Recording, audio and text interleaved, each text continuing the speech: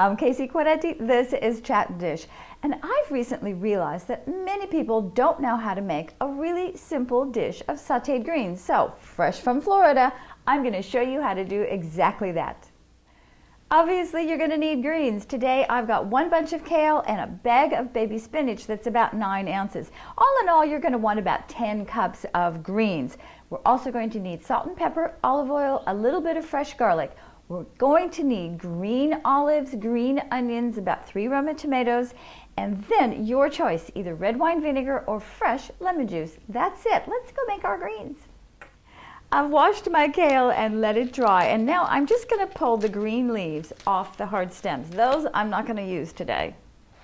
I've stacked my kale up, and now I'm just going to give it a rough chop. You need nice big pieces. Now I'm just going to set the kale in the colander with the spinach, and then I'm going to grab my olive oil, my garlic, and head over to the stove.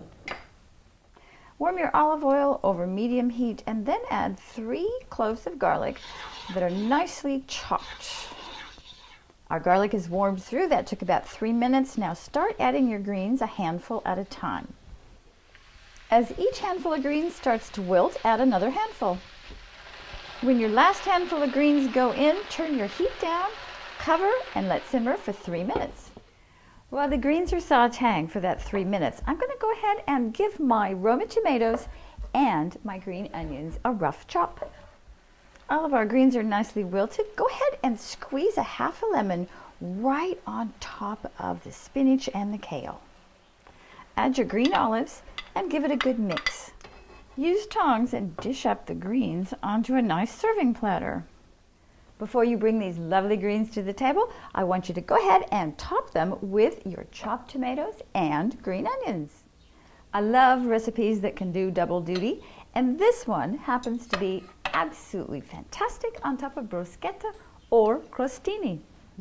I want to get a little bit of everything on my fork.